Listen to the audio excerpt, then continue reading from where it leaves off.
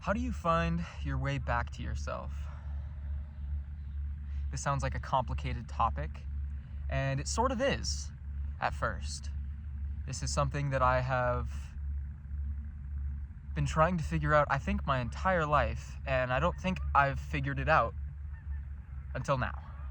And even then, I still am figuring it out as I go, but that's kind of the beauty of it.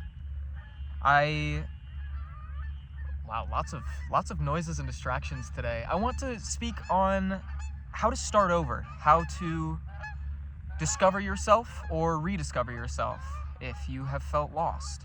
Because I felt lost for most of my life. I felt like I didn't belong, and it was because I was in an environment that didn't support my purpose, that didn't support the person that I truly am in my inner world.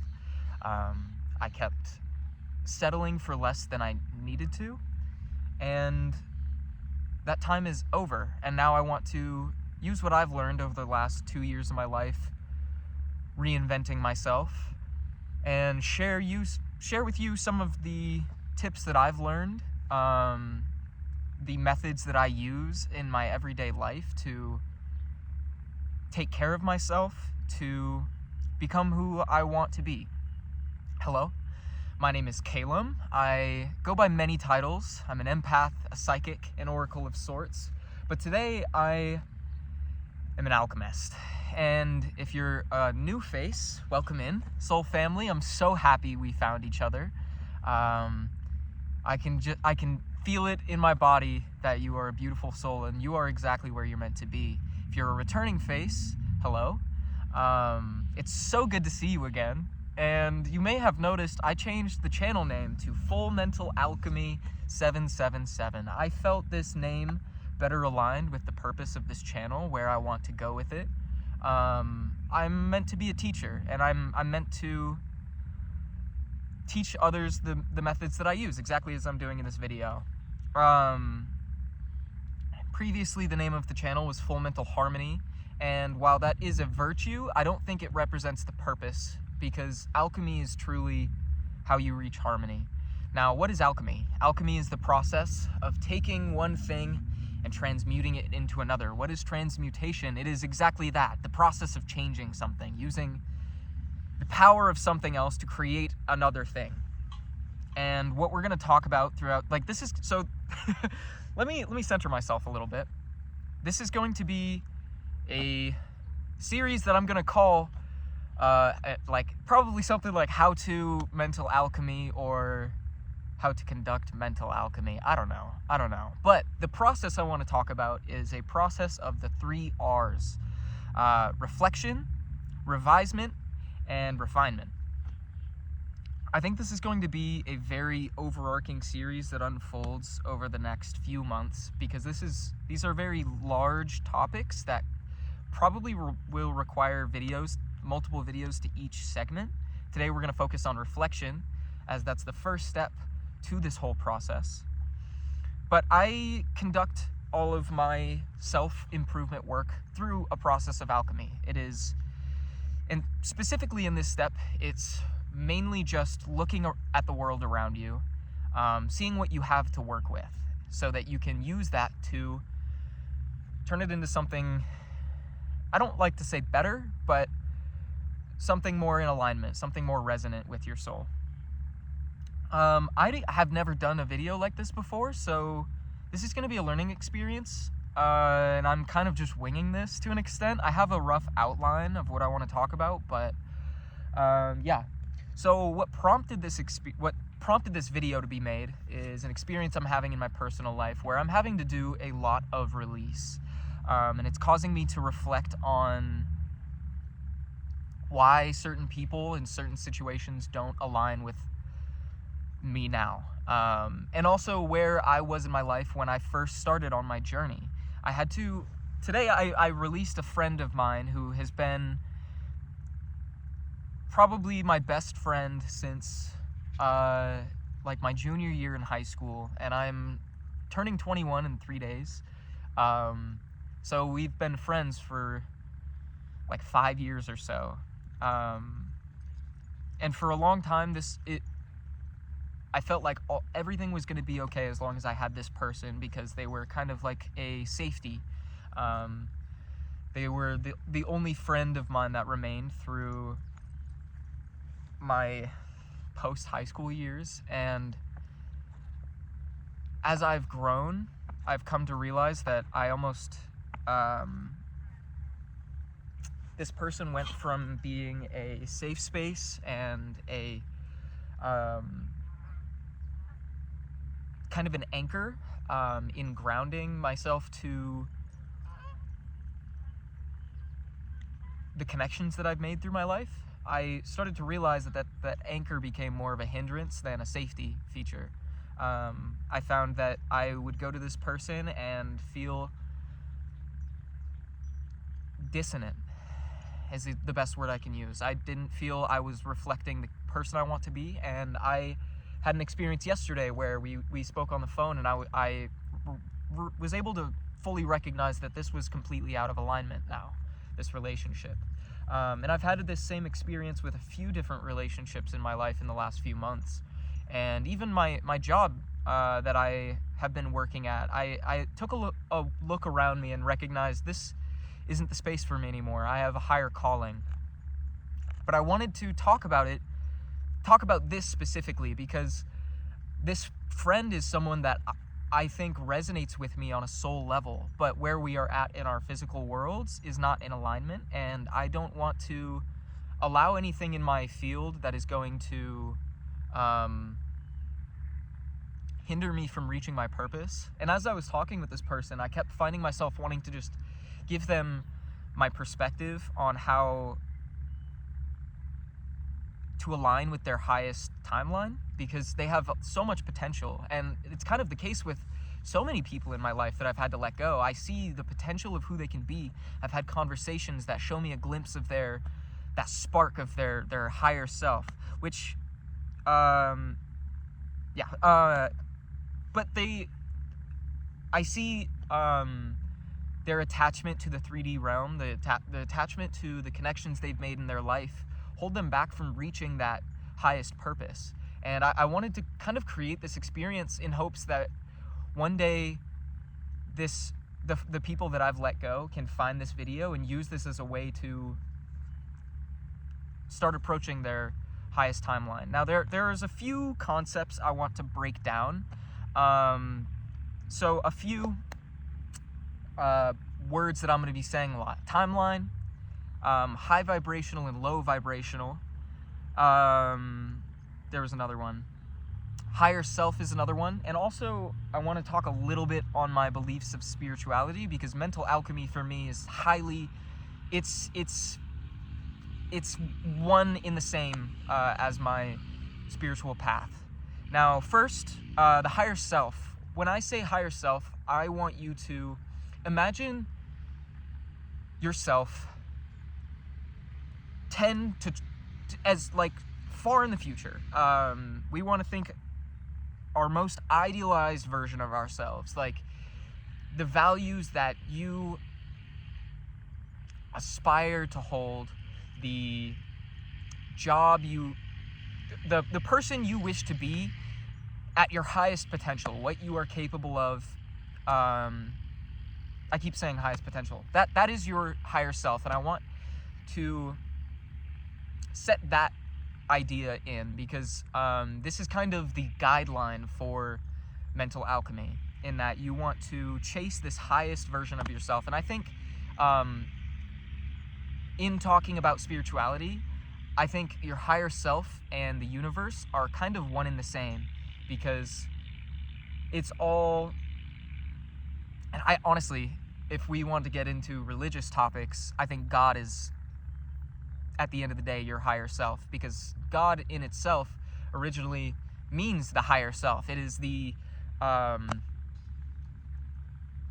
you of all yous, essentially. And when I say God, when I say spirit, I usually am referring to my higher self. Now, I am a believer in spirits and spirit guides. You don't need to be. It's not like mutually exclusive. In fact, I think mental alchemy is something that can be applied to people that don't believe in anything. That is just personally how I spirituality and my own form of religion are pertinent to my story, but that doesn't need to be the case for you.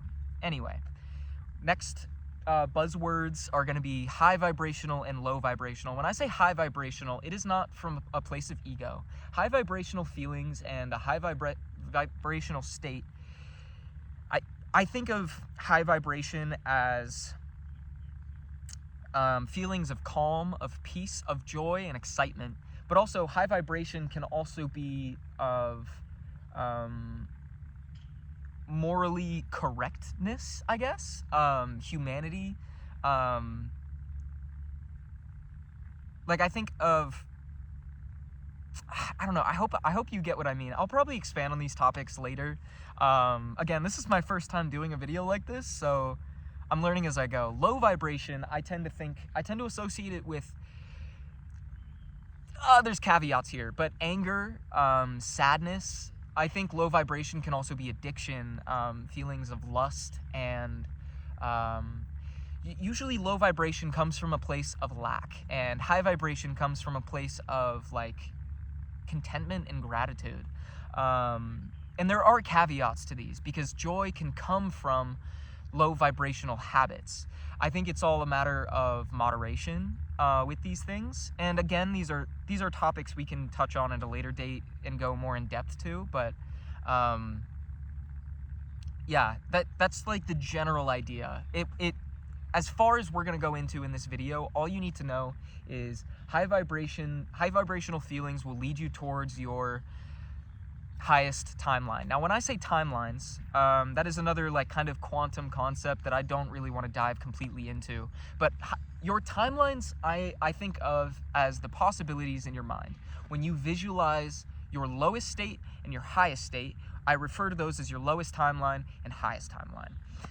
Your highest timeline is going to be in line with your highest self. It's going to align with your highest timeline, you're going to need to conduct yourself in ways that bring you positive outcomes. And I don't like to think about your lowest timelines, because that's not the point. We want to visualize positivity, but not even just positivity. We want to visualize a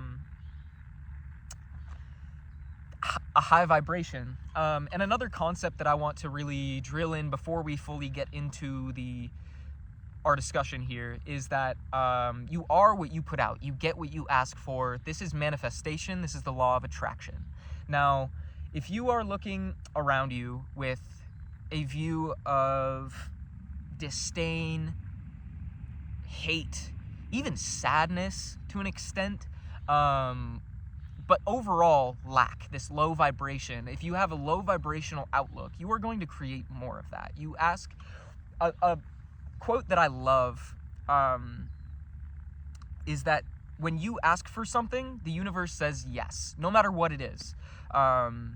So whenever you are saying anything, you want to think about the words that you are putting out there, because the universe will respond with yes.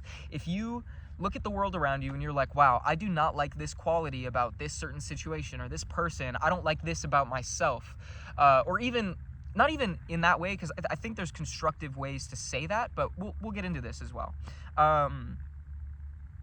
The main point of this is I want to shift your focus from what you don't like to what you do, to what you have gratitude for, so you can cultivate more of that. Because when you look around and say, wow, I'm really grateful that I have people who resonate with me on an emotional level, who I can share experiences of growth and expansion with, that makes me feel good. That makes me feel expansive. That makes me feel like my highest self.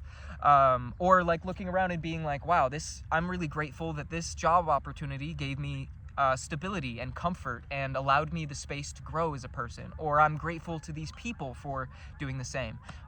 We want to look at life in this way, because you're going to attract more of that. And also, even outside of the law of attraction, there very much is this concept in neuroscience that you get what you look for. If you go searching the world for trash, all you're going to find is trash. But if you go searching for gold, you will infinitely find more gold. And I want you to take that to heart. In fact, write that down. I'm going to write that down. Let me find a pencil. I'm also going to drink water.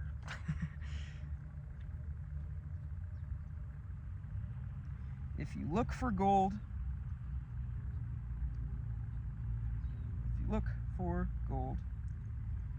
you will only find more of it. Beautiful. Now,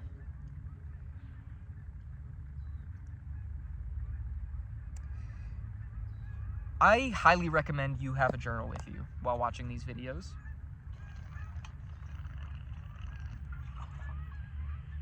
Because these are concepts that you are probably going to have to return to. I have to return to these almost every day, because this is, I think, a misconception about self-help and self-development is that it ever has an end. That is a false prophecy, because your healing journey is something that you go on and you continue to explore day by day, moment by moment. Every day is a new year, and we want to make the rest of our lives the best years we've ever had.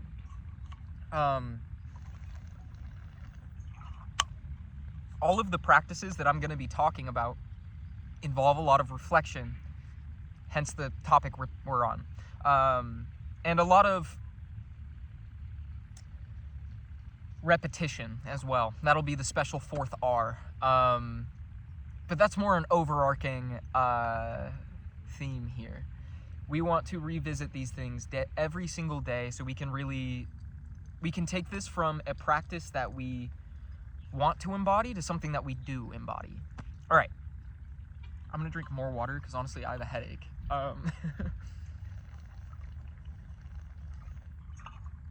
But I'm too excited about this topic to wait. Before I get into the weeds of this, I pulled an inspirational Wicca oracle card. I think I mentioned it at the beginning, but I am a tarot card reader. My channel is very much a spiritual experience, so if that's not something you resonate with, feel free to skip ahead to the actual stuff, but this is important to me. I asked to give a card that could help me discuss this topic, and the card that I got is card number 21. Everything is symbol and analogy, and a really cool little synchronicity that I found, which is pertinent to this card, is that the 3 R's that I came up with, I've been seeing RRR in random places throughout the last few months, and I was curious as to what it meant. I knew there was some kind of significance, and now I know what they are. The 3 R's are pertinent to mental alchemy, but also along with that, R on the number dial on the phone is 7, which is 777, and 3 7s adds up to 21. And I just think that's cool. And also in numerology, 7 is a number of reflection, it's a number of good fortune as well, but I don't like to focus on the good fortune of it, because I think a lot of people tend to be like, oh, 777, everything must magically happen. And like, while I do believe that the universe tends to work in our favor when we put out a certain vibration, there also needs to be work from us. And 7 is a beautiful number in that way, because it's a number of abundance if you choose for it to be, which is why reflection is so important. I'm going to read the description of this card, and then we will continue. Everything is symbol and analogy. Magic is the art of using symbols to change our inner world. It is all around us. It acts through tools, talents available to create reality. This is how you gain control of your life. We spread our arms, open our legs, and become the pinnacle. Power is in the body, along with the 4 elements and the spirit. Beauty and passion unfold all around us, naked in our truth. And the oracle of this card is every part of you belongs to the gods. You have talents you you should discover and use that will set you in the right direction. They are like a 5-way compass. You will never get lost again. And I thought that was so beautiful because when I first started writing, I got off my shift and I immediately started journaling about this. And the title that I put this entry under is How to Discover Yourself, How to Start Over. And I think it's just so interesting that this oracle aligns in that way. They are like a 5-way compass. You will never get lost again. And the stuff that I talk about is very pertinent to this. Finding your passion is like your one-way ticket to finding yourself and your purpose, and also finding joy. Since I have started doing things that bring me genuine excitement and joy, I have become infinitely more happy, and I want to share that with you. Everybody deserves to live in this way, but it takes a lot of work. It has not been something, it's not easy. That is one thing I very much want to get across, that this is not an easy thing. It takes commitment and dedication to yourself, but also it is not impossible.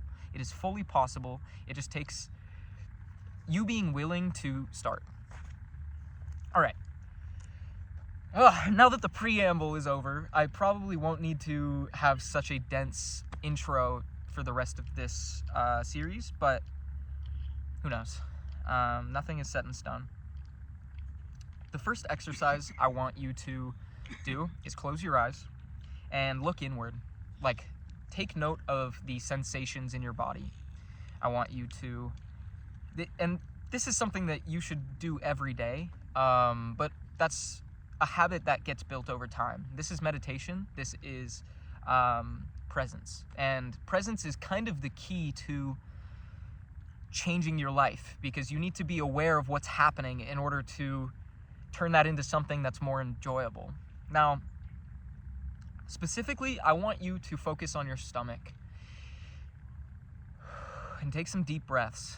You don't have to do it right now. I think it's probably better if you do this after watching this video, because I kind of want to just go through these. But take a few moments, take 3 deep breaths, and I want you to do like a count of 4, like inhale 1, 2, 3, 4, and hold for a count of 3, 2, 3, and then release for 4, 1, 2, 3, 4. Now, of course, it won't be that long because I was trying to say it while I was doing it, but anyway, you can look up, I think there's actually a video like how to be present, something like that, I don't know, which actually there is, sorry again, this is going to be all over the place. I don't plan on this being a really structured thing. Most of my videos are pretty laid back, so this is new. A specific practice that worked really well for me for first finding presence is closing my eyes and taking deep breaths and focusing on that breath. And one good way that this book, which you should get, on Alchemy, great, fantastic book on introducing yourself to the concept of alchemy, a meditation practice they recommend is taking count of your breath, one full set being in and out, and count to 10 and focusing on your breath. Now, as you have your eyes closed, I want you to just listen to the world around you and just take note of the things that are happening. You don't need to like write about it or anything. Just be like, I can hear the birds. I can hear the wind. I hear cars passing by. I hear people talking around me. I hear the engine of my car running if you're in your car, or even, yeah. And then once you've kind of adjusted to that and you're kind of passively taking note of the things around you, I want you to open your eyes, focus on directly what's in front of you, and find like a fixed point. Like what's in front of me right now, I see a fence post. Now I'm going to keep my vision fixed on that fence post, and I want to take note of things happening in my peripheral. I can see grass, I can see the sun to my left, I see a person walking to my right, there's a car passing by in the distance over there, I see birds flying over by. And we just want to kind of incorporate that presence. And then once you've done that, go back to your breath. We want to make the breath kind of our center. And we want to focus on our breath and then take note of the things that we're hearing, the things that we're seeing. And do this for I think you should do this for at least a minute. Just each set of this, just focus on one specific thing, or like one specific aspect of the world around you at a time. And then once you, I actually don't really know. I'd say just go for like a minute or so, what you think a minute feels like, and then begin to look around you. But don't move your head, just like move your eyes, so you can better focus on these things. And keep returning to your breath, keep finding that center between all these things. And then you will start to find that you're thinking a lot less and you're observing a lot more. This is what we want to cultivate, the experience of looking around you and actually looking at things for what they are and not what you perceive them to be. Now, through this experience, we have a lot more of a, can we stay on track? ADHD brain going all over. We're centered now. This is the essence of presence. This is mindfulness. That's what the video is called. And if I can find it, I'll link it below.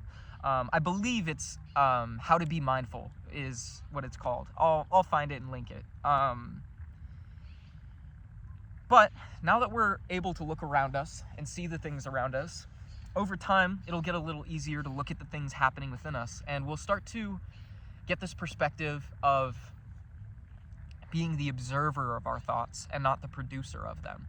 Because a lot of our thoughts aren't actually in alignment with who we want to be or who we actually are. We tend to just be thinking shit, and we just take that as like fact. And that's not really how it works. Like, you can choose what thoughts align with you and what don't. Now, returning to my original point, look inward. I want you to really sit with the things that you're feeling. Do you feel like a tension in your chest? Is it hard to breathe? Is your breath shallow, Are you clenching your jaw? Are your shoulders tense? Is there an ache in your feet or your hands or your legs? Where are these feelings taking place in your body? Take note of that. And then go and journal about it. Write where those tensions are happening. And a really good exercise with this, just being a spiritual person, was exploring chakra networks and seeing the ways that these different sensations, I need to remember to drink water. Doing a lot more talking than I normally do, so I'm like dehydrating really fast. But that's another thing. Taking note of, are you thirsty? What do you actually need in this moment? But chakra networks were really, they changed my perspective on things because it helped me recognize why I was feeling some tension in my chest, and it helped me pinpoint what feelings were causing that and how I could work through those. But that, again, this is like a topic for another day. This is a main overview. Let's not get into the weeds of it yet, Caleb. We're just getting started. The main thing I want you to feel, or I guess that I want you to look at, is how you feel. And do you like how you feel? Do you not like how you feel? Why is that? And just write about that. A big practice through this whole process is going to be automatic writing. Kind of just journaling and kind of just dumping your brain on the page about these things. Let your train of thought kind of go wild on the page so that instead of circling in thought loops in your head, you're actually getting these things out and then being able to look back on them. The biggest practice here is reflection. We want to be able to look back and observe the things that we're thinking and be able to trace those back to other places. Now, once you have fully written these things out, I want you to read it back and underline some key things that come out. I do have my journal here with me. I want to see if I can find,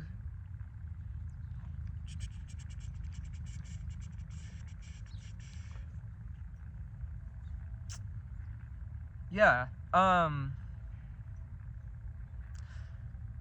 actually not going to talk about this. This is a really personal one, but the point I want to get across is that I kind of just will write and then underline key points that are pertinent to things that I'm working through. Because sometimes you'll write shit and not even really think about it. Oh, never mind. You'll kind of just write things, and then you'll go back to it and be like, what makes me think that? Anywho. Now, we are going to, in recognizing these feelings within us, we're going to visualize our highest self. I want you to visualize what you think your most idealized version of yourself would be thinking and feeling, and reflect on that. Think, do the feelings and thoughts that I am observing within me, do these resonate with my highest version of myself? Are these thoughts that will bring me closer to alignment with this version of myself? And then write on that. See what comes up. Like, this is very much a process of doing it yourself. Like, all I can really do is give you practices that I have done to work on myself, because this whole process is kind of like taking action of your own life, taking accountability for your feelings. And a lot of stuff is going to come up that might be scary. When I first started on my journey, I had to really take a hard, long look at myself, which actually, there is an entry that I could read.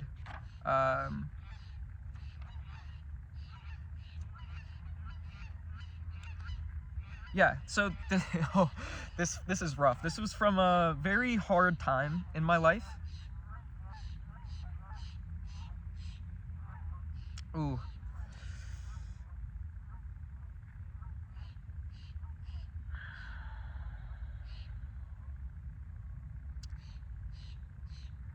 Maybe I won't share this. I don't know. But this is shit that, like, it's shadow work. It's looking at the parts of yourself that you're not comfortable with. I had to really, I won't read the specifics, but this does give me a refresher. I had to look at aspects of my personality I wasn't aligning with anymore. There were parts of me that were still are very self-centered. I would give into habits that I wasn't happy with. I was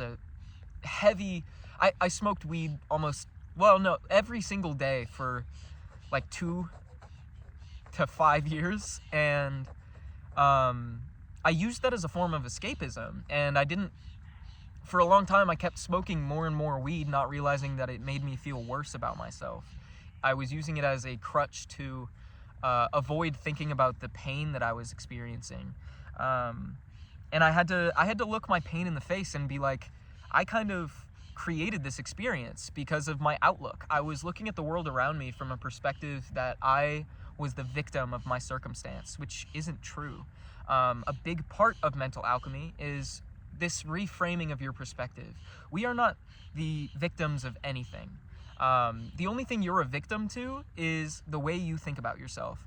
And even then, I don't know. I don't believe in being a victim,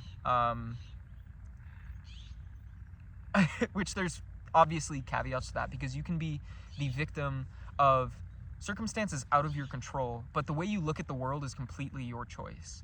I have been through a lot of pain in my past that I don't really want to get into, but it involved abuse of different kinds.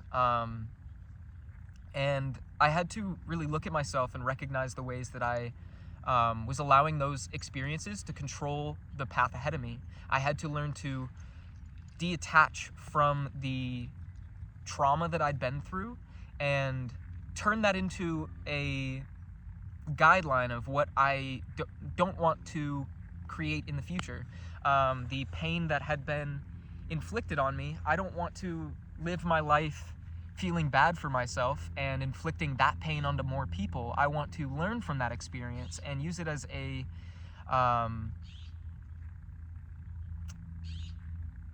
torch that can lead me forward, which this is like our first lesson on alchemy. Trauma is it happens, and it's something that is completely out of our control. We cannot control what happens to us, but we can control what we get out of it. we can turn that anger that we feel towards the people who hurt us, the anger that we feel towards ourselves, the shame and guilt that can arise from thinking about those things, we can turn that into passion for development, transmuting that anger into passion, and transmuting that passion into love, and pouring that love into ourselves. Which another thing that I had to work through was my experience of people pleasing. I grew up in an environment where I had to become hyper aware of the people around me, and it caused me to like really put myself last. And a big process of this was recognizing the ways that I was giving up on myself before I even started. The ways that I was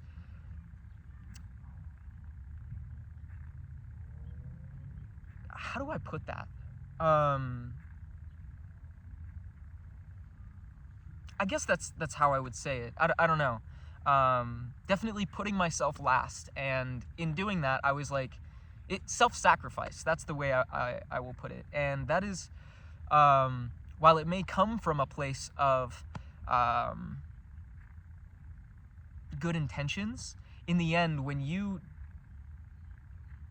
spend all of your energy trying to make other people happy, it's this self-fulfilling prophecy of doing nothing from the right intentions, of doing what's good for those around you, and you end up undermining yourself and also undermining the people you want to be helping, because you're not actually doing anything to like truly uplift people. You're just serving their shadow. I don't know, this is a topic for another video, but that's like a good example, is looking at these things and being honest in the ways that you're not fully contributing to your well-being, and also being honest with yourself in the ways that you're well, I don't want to say you, I don't know about your experience, but in my experience, I had to look at my sadness and look at the ways that I was using that as an excuse to keep feeling bad for myself, because I was really hurt, and I was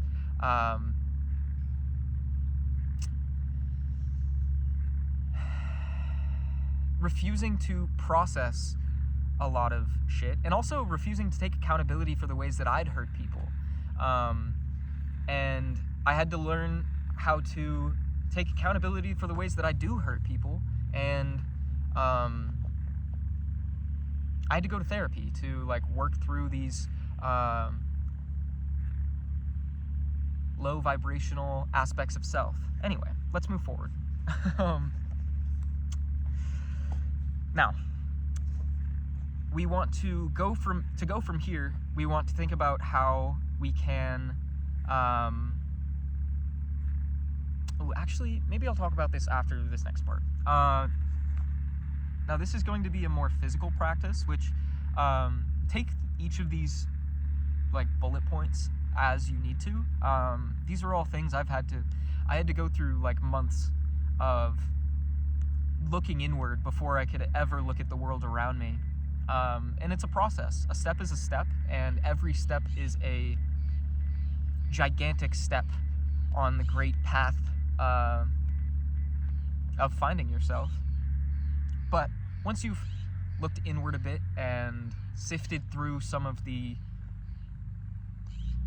thoughts being thrown left and right in your inner world, I want you to look around you and take a look at the way that everything in your physical world makes you feel. I want you to look at your relationships, both romantic and platonic. I want you to look at your work relationships. I want you to look at your work environment. I want you to look at your living situation, and truly just look at it from an objective view and think of how these things are actually, what these things are actually contributing to your life.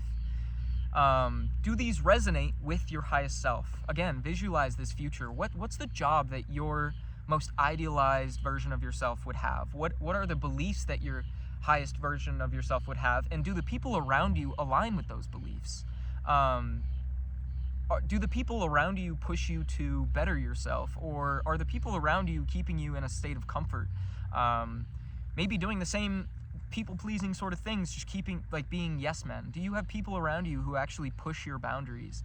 Are you pushing your boundaries with the place that you're in? Does your job fully align with your purpose? Does your job make you feel anything at all? Does your job make you feel apathy even? I've had to, again, these are all things that I've had to work through in myself. Recognizing that the jobs and people that I was settling for in my life were keeping me in a suspended state of stagnation. And we want to push for growth. We want to push for expansion. We want to push for alchemy. We want to alchemize these things. And then think about, I want you to then visualize what, not even just years down the line in the future, your highest self. I want you to think of people that would align with what, I don't know, with your goals, which I guess I could have talked about in the last point moving forward, but we'll tie it all together. It'll work out. I want you to think about what better aligns with who you are, the person you want to be. There's that saying of like, I don't know it at all. It's something about like, if you surround yourself with millionaires, like if you surround yourself with 5 millionaires, you'll become the 6th. Or if you surround yourself with 5 broke people, you'll become the 6th. Whatever that quote is. Take that to heart, because that shit matters. Your environment completely matters. The people you surround yourself with are a direct reflection of how you feel about yourself. And I've had to recently cut a lot of fluff out of my life because I would meet people that resonate on a personal level. We would have really great connection and conversation, and I could see the potential in them. But then when I meet their friends, I see the ways that they stoop down to meet these people at their vibration, and I'm not willing to sacrifice what I've worked for and what I've worked to cultivate to bring other people up, because that's kind of in the experience of a people pleaser, which I don't mean to keep like rallying you in with me in there. That tends to be the experience of putting everybody but yourself first. And this practice is kind of all about putting yourself first, taking care of your inner world so you can cultivate a beautiful external world. Another quote, I don't know where any of these came from, but they're just things I've heard throughout the years. If you cultivate a beautiful garden, the butterflies will come, but if you go chasing them, they will only fly away. And if butterflies don't come when you cultivate a beautiful garden, at least you have a garden. That's kind of the mantra I want you to live by. We want to cultivate a beautiful inner world that will inevitably manifest a beautiful external world. I feel like I'm talking all over the place, and I probably am, but we're just going with the flow here. When we think more about the world around us, I want you to, like, again, journal on these things. Take note of things that trigger these low vibrational feelings. What makes you angry? What makes you feel sad or bad about yourself? When you think of the people in your life, what feelings arise? Both good and bad. We don't need to focus on any specific outcome. We just want to observe from an objective perspective. What do these things arise within you? Again, for me, I'm just going to keep talking about this because that's the only way I know how to like contextualize these things. I would look at the world around me and I'd realize my job made me feel unworthy, made me feel taken advantage of, like I was expending so much energy and getting little in return. Aside from like monetary income, again, or not even again, I don't know if I talked about this. I think materialism should be completely set aside when we think about these things, because money is just an object. Money is more an idea than anything. It's not an actual reward. We want to think about the value of the things adding to our life, because I think wealth isn't a thing of being rich or materially abundant. I think wealth is emotional abundance, feeling joy when you look around you, being grateful for the people in your life, the things that you have in your life, the experiences you have. Because if you're spending your life chasing shallow habits, you will end up shallow yourself. Let's see. Yeah. Now we're going to look at the higher self again. And in order to move forward, we want to kind of make like a pros and cons list. What can you remove from your life to better align you with your highest timeline? And what can you add to your life to better align you with your higher timeline? I want you to journal on both these things extensively, probably multiple times over the next few months, because these are things that I've had to revisit. Like I literally just revised, I think, my entire life plan about 2 weeks ago, because as you find yourself, your goals are going to change. You are going to align, as you align more with this higher timeline, you recognize what truly matters to you. And for me, a lot of my goals were very material based in an old identity that I no longer align with. And now I recognize that joy is not going to come from these achievements. Joy is going to come from the life that I build. But yeah, think about what you can, well, I kind of already said it. Okay. What changes can you make? Yeah, what changes can you make to create more high vibrational experiences? And what changes can you make to decrease your amount of low vibrational experiences? And there's also, like, when you are observing these things around you, look at the feelings that arise when you look at these things. And then think about how do I explain that? Because when I'm visualizing these things, that there's kind of like a networking effect. Like, these things branch out, because when you stay at a job that keeps you in a low vibrational state, a job that you maybe are at because it provides a sense of stability, a sense of comfort, when you continue to chase that sense of comfort, you're only going to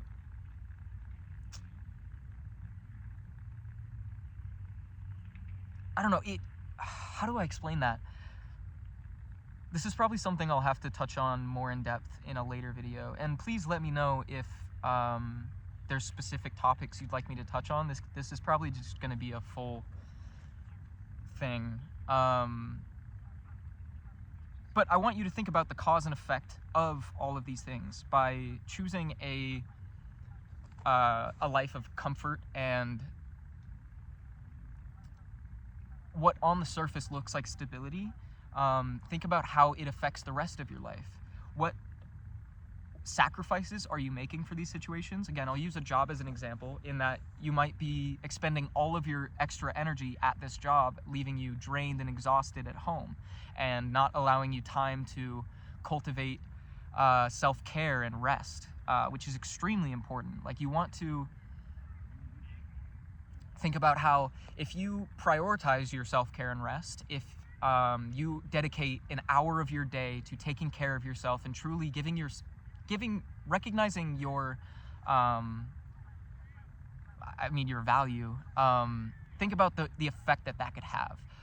Just by adding an hour of your day of reading or meditation, mindfulness, even just doing like a skincare routine, is a good form of self-care.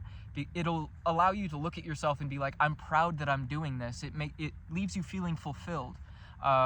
We want to chase that feeling of fulfillment and cultivate more experiences that cause you to naturally think about those things in a positive light. We want to create as many experiences as possible to make us look back and be like, wow, I'm proud of the life that I'm leading. That can look like replacing social media with a reading practice, or if you're like excessively posting online, replacing that with a journaling practice. If you're overeating, replacing those unhealthy junk foods with healthier alternatives, like that could be vegetables, or even just finding chips that aren't as unhealthy as the other chips you're eating. I don't know. I'm spitballing here, but I want you to like kind of take stock of your life and think of the ways that you can reduce negative experiences. Think of these habits that you have that make you feel bad, and figure out ways that you can make yourself feel good in return. But yeah, I think that is going to be a wrap on the reflection topic. I do kind of, for my more spiritual viewers, when we talk about the everything is symbology and analogy, I want you to look at the world around you and look at the synchronicities that you're receiving from the universe. Angel numbers are an interesting thing because I think a lot of people see them and just follow them blindly, just being like, oh, I must be doing the right thing, seeing 222 or 777 like we talked about in the beginning. Instead, I want you to study numerology a little bit. This is like a side homework practice because numerology can really help you figure out what the universe is trying to communicate with you, because all of these numbers have different aspects of their personality, I want to say, because 999 can be a beautiful number in that it is the signal of an ending taking place. But also, 9 is a number that it's another one of those numbers that's like a call to reflect on what is causing this ending to take place, because really, the synchronicities aren't just a way for the universe to cheer you on. It can be, but it can also be the way for the universe to be like, hey, you're kind of falling short in some places and we want you to look over here, which is why I think tarot is a very beautiful resource and tool, because it allows you a direct way for spirit to connect with you, and also it's like a one-way ticket to learning numerology. And I think tarot is also, these are all concepts I will touch on in later videos. I'm gonna leave this here. I hope this was able to help in some sort of way. If you want me to expand deeper on certain topics, I absolutely will. I could talk about this for hours, as we've already been doing that for an hour. I think we're going to be in the reflection section for a little while, because there are some things I know I didn't touch on that I wish I had, but it is what it is. If you enjoyed this, I highly recommend you check out my other videos. I read tarot, and I'm a shaman on the path, so I try to provide guidance. And if you like my energy, you can book a reading with me through email. I don't remember what the email's called, but I will link it below. I finally got that opened up. What else? I think that's it. Yeah, I'm sending you so much love. I hope that your path... I'm so excited for you to start on this journey, because this is a very beautiful thing, and once it becomes a daily practice, it becomes very cathartic, and you will watch your life transform, I promise you. But yeah, I will see you next time. My name is Calum. This is Full Mental Alchemy, and I'll see you next time. Bye.